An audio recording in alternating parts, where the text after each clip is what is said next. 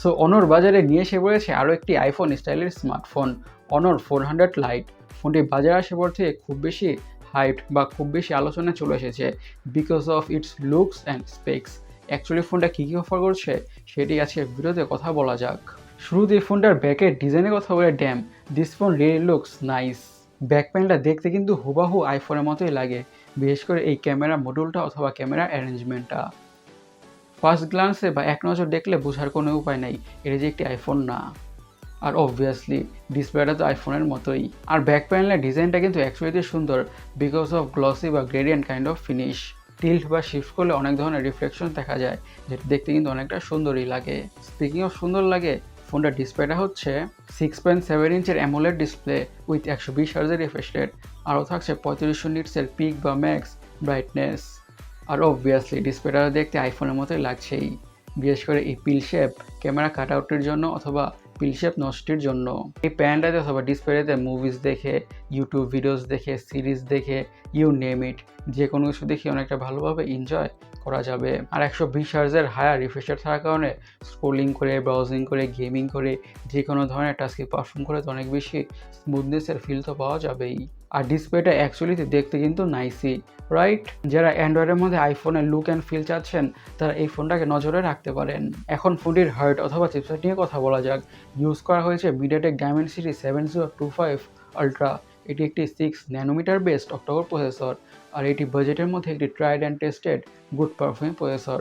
High লেভেলের গেমসগুলোকে medium settings অনেকটা ভালোভাবেই খেলা যাবে অথবা রান করা যাবে কোনো ধরনের ইস্যুস ছাড়াই, এবং দৈনন্দিন জীবনের কাজ, social media using, switching between apps, multitasking এবং টুকটাক যত ধরনের কাজ আছে ফোনটা খুবই ভালোভাবে হ্যান্ডেল করে ফেলবে, that's for sure or obvious. So ফোনটির পারফরমেন্স নিয়ে আর বেশি কথা বাড়াচ্ছে না, পারফরমেন্স নিয়ে একটা কথা বলা যেতে পারে, this device gonna handle whatever you through at it. ফোনটির র্যাম এবং স্টোরেজ ভেরিয়েন্টসের কথা বলে দুইটি ভেরিয়েন্টে পাওয়া যাবে, 8GB RAM 256GB storage, 12GB RAM 256GB storage.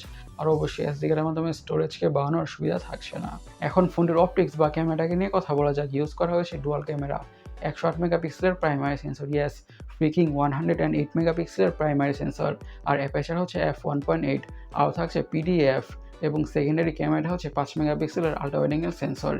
এই 5 মেগাপিক্সেলের আল্ট্রা ওয়াইড অ্যাঙ্গেল সেন্সরটা না দিয়ে মিনিমাম 12 অথবা 16 মেগাপিক্সেলের আল্ট্রা ওয়াইড অ্যাঙ্গেল সেন্সর দিলে আরও বেটার হতো, রাইট? আর ফোনে থাকছে 16 মেগাপিক্সেলের সেলফি ক্যামেরা। আচ্ছা, f1.8 অ্যাপারচার হওয়ার কারণে আর 100 মেগাপিক্সেলের সেন্সর হওয়ার কারণে লো লাইটে অনেকটা ভালো কোয়ালিটির পিকচার্স আর ভিডিওস পাওয়া যাবে। ফোনটির ক্যামেরা থেকে আর ভিডিও কোয়ালিটি থেকে ডিসঅ্যাপয়েন্টেড হতে হবে না। ফোনটিতে আরও থাকছে ডুয়াল স্টোরি স্পিকার্স। সিকিউরিটির কথা বলে ইউজ করা হয়েছে under display optical fingerprint sensor. এখন ফোনটির ব্যাটারি নিয়ে কথা বলা যাক। পুরো ফোনটাকে পাওয়ার করছে 5230 mAh ব্যাটারি উইথ 35 ওয়াটের ফাস্ট চার্জিংয়ের সাপোর্ট।